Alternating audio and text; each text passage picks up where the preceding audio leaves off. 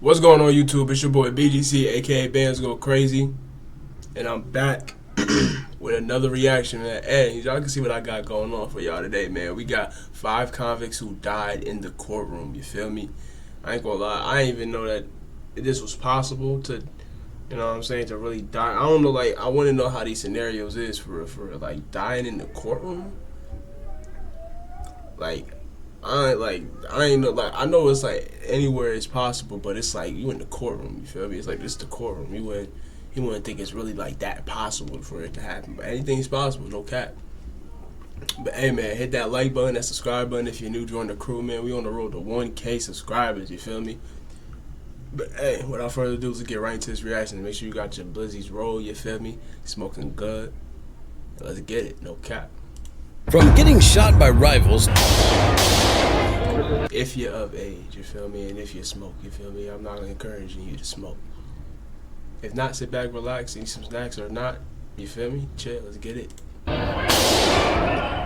to attacking bailiffs, Ball disarmed one of the deputies and shot one of them in the leg. these convicts weren't given a death sentence, but what they got up to in court is about to seal their fate. Disclaimer.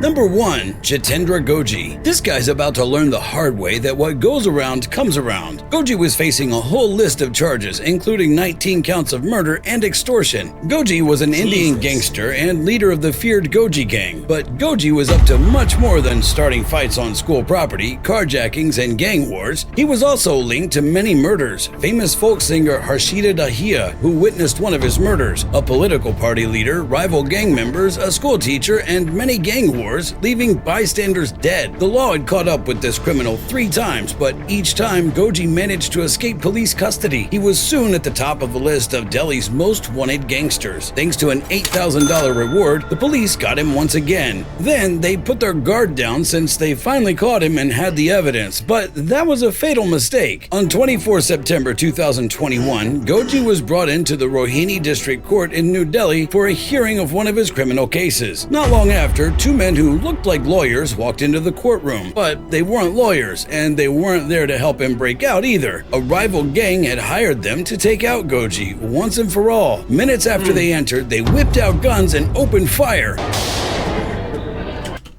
So this is, so wait, where at? Oh wait, hold on. Break out either.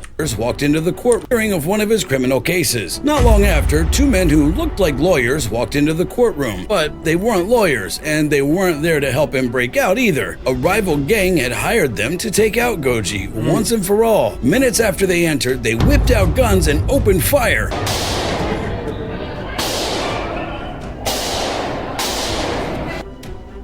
The police hurried to the room and exchanged fire with the gangsters. In the aftermath, 3 gangsters lay dead, a gory end to a dangerous man. Speaking of dangerous men, wait till you hear what this guy did to a Dang, well, that was like a suicide mission for real.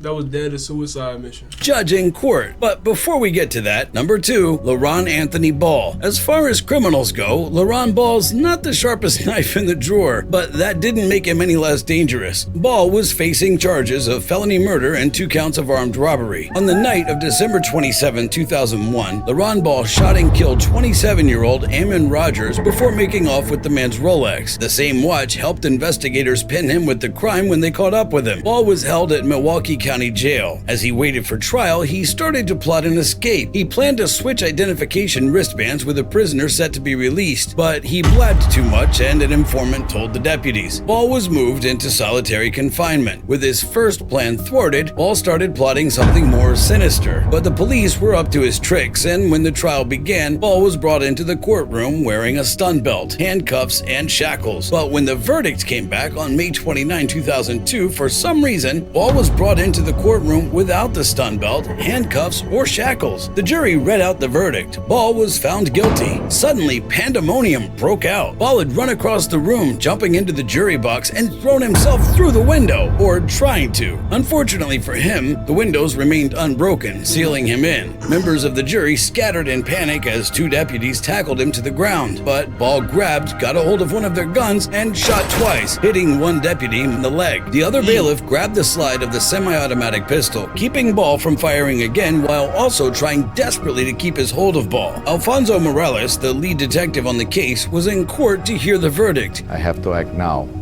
or we're going to end up losing this. He jumped onto the prosecution table and fired several shots at Ball. Ball wasn't supposed to get the death sentence, but he certainly signed up for it by the stunt he pulled. This wasn't the first time a quick-thinking detective saved someone's life in the courtroom. One time, the person being attacked was actually the judge. Number 3, David Paradiso. Any man who can do what this guy did to his mom will certainly not be missed. Paradiso was charged with first-degree murder and kidnapping. In 2006, Paradiso's mother was driving her son and his girlfriend, 21-year-old Eileen Pelt. The two had been dating for all of 2 weeks. There were no arguments, no shouts, just the soft hum of the engine. Suddenly, a scream tore through the car and she watched in horror as her son stabbed Pelt. Then he forced his mom to drive out of town to dump her body. He was later arrested after a high-speed chase. The trial began in Judge Cinda Fox's Stockton courtroom. The defense argued, Christ, what's that? What was why? What was the point?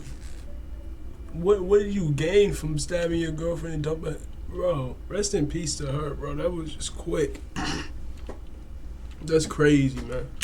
That Paradiso was on drugs when he killed Pelt. Paradiso took the stand and said he murdered Pelt and thought she would kill him. But the second day when he took the stand, his story changed. Paradiso said he killed her because she deserved to die. Then he went into disgusting details that stunned the courtroom. His response to the questions was totally out of left field, 180-degree left field. Like, he started making connotations about the individual, the girl he had murdered, and he also started making statements that she deserved to die, and then the courtroom became so disruptive. Pelt's family was visibly upset and stormed out of the courtroom. Paradiso's mother stood up and yelled that her son should not have been on the stand. This fracas made Judge Fox decide to call for a recess. The jurors were filing out when Paradiso stood up at the witness stand. Both the bailiff and his attorney yelled at him to sit. He was told on 2 occasions, sit down, by a deputy. I then yelled at him, sit down. Instead, Paradiso backed up against the wall behind the witness chair, pulled something out of his pocket, and lunged at the judge, lifted her to the bench, and started striking the judge with it. Everyone rushed to help her, but Detective Eric Bradley stopped the chaos, firing at Paradiso 3 times. As for the judge, she was carried out on a stretcher and had bandages on one arm, but she was talking and smiling. Stopping a convict from attacking someone is one thing. Jesus Christ. I know it was quick too. All that happened in one motion, yo.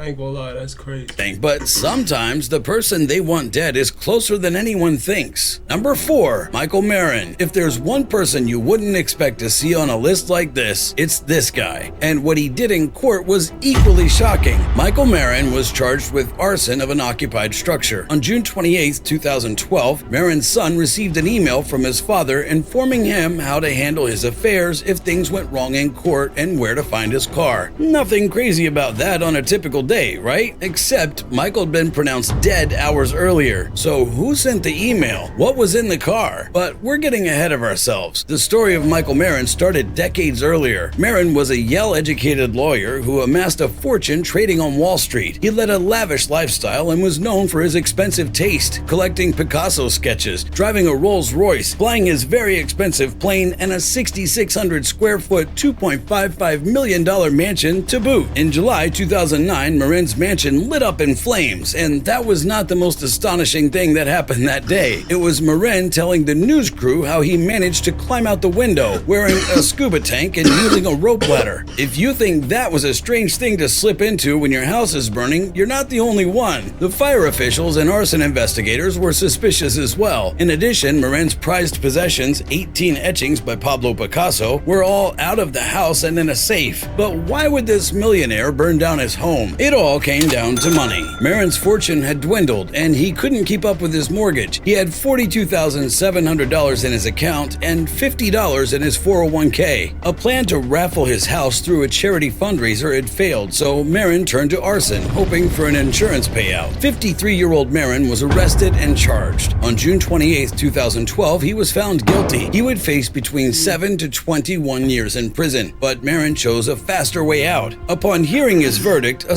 seemingly distraught Marin buried his face in his hands and his face turned red. Then he took a swig from a drink in his bag and swallowed again. Minutes later, his defense attorney was helping him wipe his face. Seconds later, he convulsed and collapsed. A heart attack? What nobody saw was Marin had taken a cyanide pill. Paramedics arrived and started administering chest pressure. Minutes later, they wheeled Marin out of the courtroom on a stretcher. The former millionaire was dead. In his car, police found a can of cyanide he'd brought along before the trial. A dramatic end for a dramatic life. You might think that convicts need to take something to meet their end, but He heard that 7 to 21 years. That nigga was not trying to go to jail.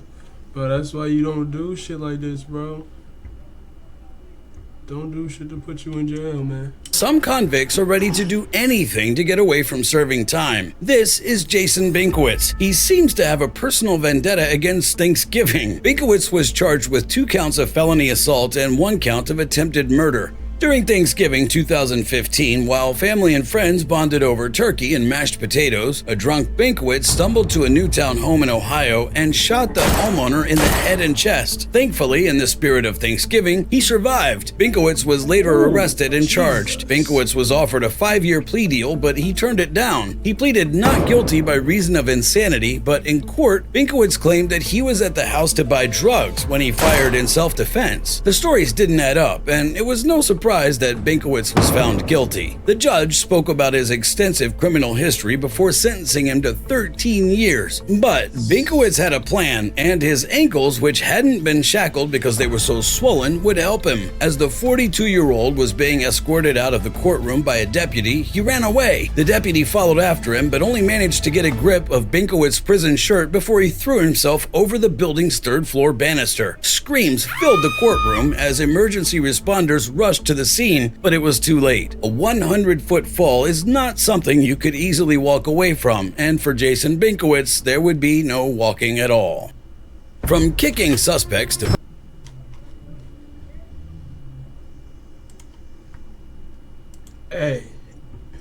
From getting shot.